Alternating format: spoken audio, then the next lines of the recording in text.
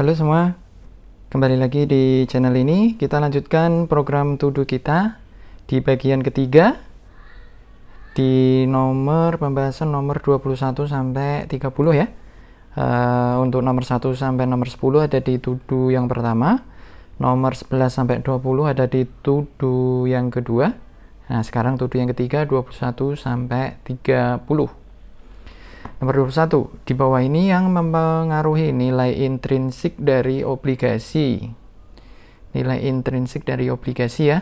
Kita lihat rumus nilai intrinsik atau value dari obligasi. Ini pilihan jawabannya tanggal jatuh tempo obligasi. Nah, itu N ya, berarti ya ngaruh ke N period, berarti ini enggak. Ini mempengaruhi pembayaran kupon, apalagi kupon ya, kupon juga ada. Ini juga mempengaruhi rate of return. Rate of return ini yield ya, maka ini juga mempengaruhi. Berarti yang tidak mempengaruhi adalah underlying asset sebagai kolateral. Ini nggak ada nih di sini, nggak tergambar. Walaupun ya ada underlying asset sebagai kolateral obligasi itu ada, tapi dia tidak mempengaruhi nilai intrinsiknya. 22. Pada saat mendekati jatuh tempo, nilai wajar sebuah obligasi akan, nah ini kita lihat grafik ini ya. Ini nilai parnya. Ketika bond dijual premium maka di atas nilai par, ketika dijual diskon di bawah nilai par. Ini maturity periodnya atau periodenya mendekati maturity date, maka baik yang dijual premium bond ya atau diskon bond dia akan mendekati par value. Jadi jawabannya adalah C. Berikutnya, price earning ratio akan naik bila terjadi, nah ini equity valuation ya, pertemuan ke-6. Price earning ratio atau PER akan naik bila terjadi. Nah, kita perlu tahu rumus PER itu sendiri. Price earning ratio itu adalah price dibagi earning per share.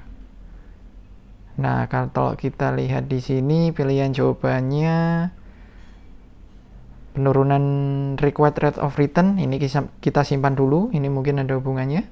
Penurunan dividend growth rate, nah ini nggak ada hubungannya karena ini terkait dengan dividend discount model. Valuasi saham biasa kan ada dua ya.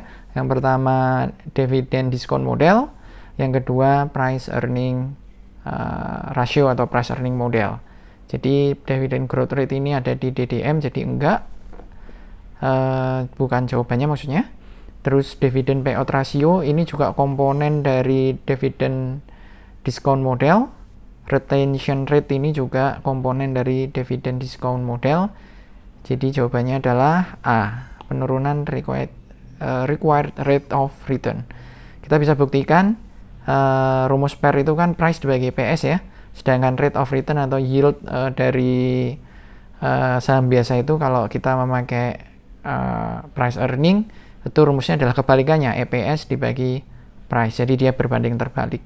Jadi ketika PER-nya itu naik, maka yield-nya itu turun. Nah, ini ada contoh perhitungannya. Jadi ketika PER-nya itu price-nya itu 10, EPS-nya itu 1, kan 10 kali ya. Itu yield atau rate of return-nya adalah 1 dibagi 10%. Tapi ketika kita naikin, ketika misalnya price earning ratio itu naik, jadi price-nya itu 10, EPS-nya menjadi 0,5, jadi PER-nya 20 kali, maka yield-nya setengah dibagi 10 sama dengan 5%, turun. Gitu ya. Jadi berbanding terbalik, ketika price earning naik, maka rate of return turun. Berikutnya 24. Oke, berikutnya nomor 24. Jika ROE pada sebuah perusahaan semakin kecil dari rate of return perusahaan, maka Nah, ini menjawab ini kita harus menggunakan dividend discount model ya. Jadi masuk ke equity valuation, terus kemudian equity valuation yang berasal dari common stock atau saham biasa, dan kemudian yang kita pakai adalah dividend discount model. Rumusnya itu D1, dividen yang akan diterima di periode mendatang, periode ke depan, dibagi dengan rate of return dikurangi dengan growth dari dividen atau pertumbuhan dari dividen. Growth itu sendiri bisa dicari dengan return on equity dikalikan 1 minus dividend payout ratio. Nah, yang ditanyain di sini adalah jika ROE yang ini ya menjadi semakin kecil dibandingkan dengan rate of return, berarti ini semakin kecil ya. G juga semakin kecil. Ketika G semakin kecil, maka RE dikurangi G-nya ini akan semakin naik, semakin besar. Ketika penyebut ini menjadi semakin besar, maka value akan menjadi semakin turun. Maka jawabannya adalah C. Nilai perusahaan menjadi turun. 25. Setiap lembar saham memiliki hak suara sebanyak jumlah BOD yang hendak dipilih. Terus satu pemegang saham apabila dia punya lot saham banyak atau jumlah saham banyak ya, bisa menggunakan seluruh suaranya untuk satu orang BOD. Jadi dia milih direksinya itu dikumpulin suaranya, atau dia sebar ke beberapa orang. Nah, disebar ke beberapa orang ini kemudian nanti digabungkan dengan pemegang saham lain yang dia itu minoritas atau memegang lot saham jumlah saham yang kecil. Nah, ketika mereka gabungkan suaranya itu disebut dengan cumulative voting ya, namanya juga sudah tergambar ya. Jadi votingnya dikumulatifkan. Majority voting ini enggak, proxy voting ini enggak, priority voting enggak. 26. Saham preferen memiliki kesamaan dengan obligasi. Ingat ya, saham preferen itu juga disebut dengan hybrid in security. Jadi dia mempunyai dua sifat. Satu sifat stok karena dia tidak punya jatuh tempo. Kalau saham itu kan nggak ada jatuh temponya. Di lain sisi dia juga punya sifat sebagai obligasi karena mendapatkan fixed income. Kalau saham preferen itu kan dividennya sudah ditetapkan gitu ya, fix. Jadi yang memiliki kesamaan dengan obligasi adalah, nah ini, saham preferen mempunyai pendapatan tetap.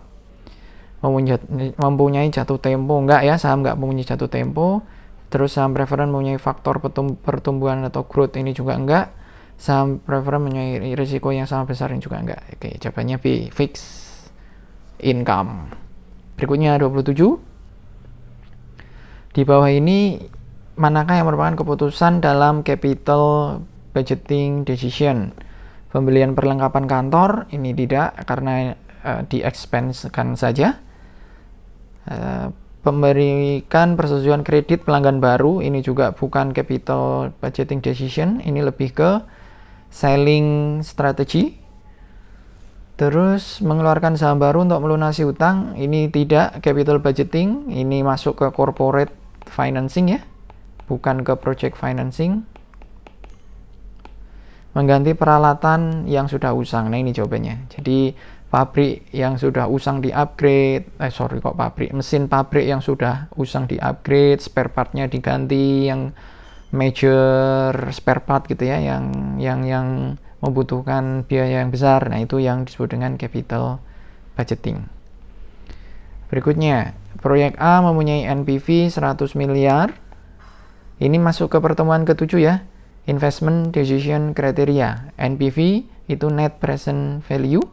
Jadi proyek A mempunyai NPV 100, proyek B mempunyai NPV 70. Keadaan bagaimana yang kita itu kemudian memilih proyek A daripada kita memilih proyek B daripada proyek A, padahal NPV-nya B lebih kecil gitu ya, kalau berdasarkan informasi di soal. Nah, untuk menjawab ini kita harus tahu formula untuk menghitung net present value. Net present value itu adalah initial outlay, jadi cash flow tahun 0 gitu ya, modal yang kita keluarkan awal gitu ya, untuk membeli pabrik, untuk membeli mesin produksi dan lain sebagainya itu initial outlay, modal awal, ditambahkan dengan cash flow tahun pertama, dibagi dengan discount rate tertentu, kemudian ditambahkan dengan cash flow tahun-tahun setelahnya gitu ya, tahun kedua, tahun ketiga, dan seterusnya, dibagi dengan discount rate pada periode tertentu juga, N tertentu. Nah ini balik lagi ke soal, dia nanya ini soalnya, kapan kita milih NPV yang lebih rendah, situasinya seperti apa gitu, kira-kira pertanyaan begitu ya. Nah ini kita lihat satu-satu pilihannya. Jawabannya, proyek A mempunyai payback period lebih pendek. Ketika payback period lebih pendek, justru ini yang dipilih karena balik modalnya kan lebih cepat. Berarti ini bukan jawabannya ya. Bukan jawaban. Proyek A di atas mempunyai, proyek-proyek di atas merupakan mutually exclusive project. Mutually exclusive project itu artinya salah satu harus dipilih. Nah kalau pilihannya NPV A 100, NPV B 70, dan mereka mutually exclusive, ya jelas pilih A karena NPV-nya lebih besar. C, proyek di atas merupakan perintah dari pemerintah.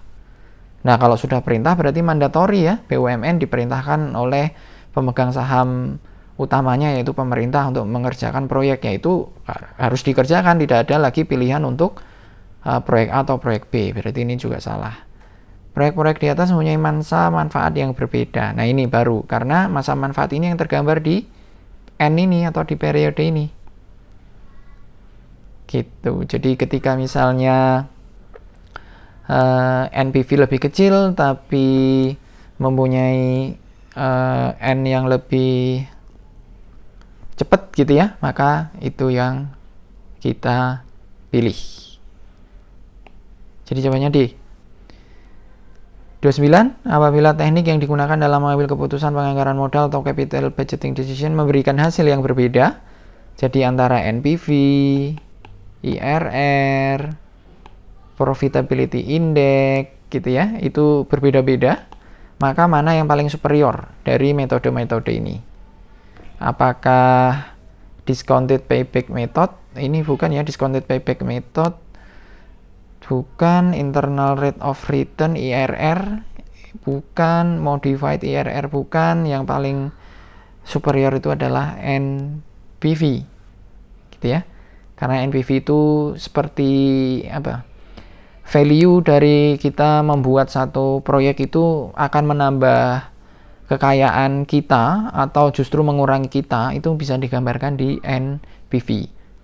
Kenapa nggak IRR? IRR itu mempunyai kelemahan seperti yang kita bahas di materi pekan ke-7. Jadi kalau dibandingkan ada NPV yang lebih kecil gitu ya daripada IRR-nya lebih besar dan kita harus memilih, maka yang kita pilih adalah yang NPV karena dia lebih superior. Berikutnya, Cila dan Cilo sedang mempertimbangkan resign dari PNS. Mereka sedang mempertimbangkan membeli franchise sebuah produk makanan. Franchise tersebut sedang naik daun dan memberikan aliran arus kas yang signifikan.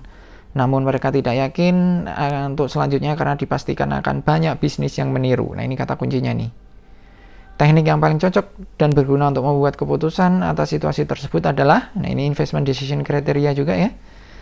Yang paling cocok adalah, nah ini karena ada keterangan bahwa tidak yakin untuk selanjutnya, berarti di masa depan tidak yakin karena akan ada banyak bisnis yang meniru. Nah ini kan berarti resiko ya, resiko dari bisnis franchise ini atau bisnis risk. Bisnis risk ini kemudian kita jadikan perhitungan diskon faktor. Nah di antara pilihan-pilihan ini mana yang menggunakan diskon faktor? Discounted payback period, iya, tetapi ntar dulu kita simpan dulu.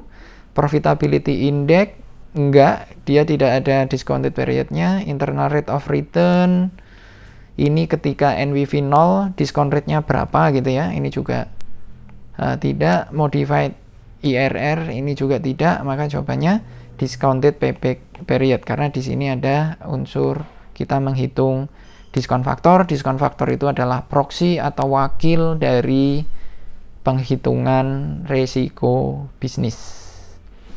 Demikian pembahasan kita untuk UTS tahun 2019 manajemen keuangan nomor 21 sampai 30. Kalau ada pertanyaan silahkan post di kolom komentar di bawah. Terima kasih.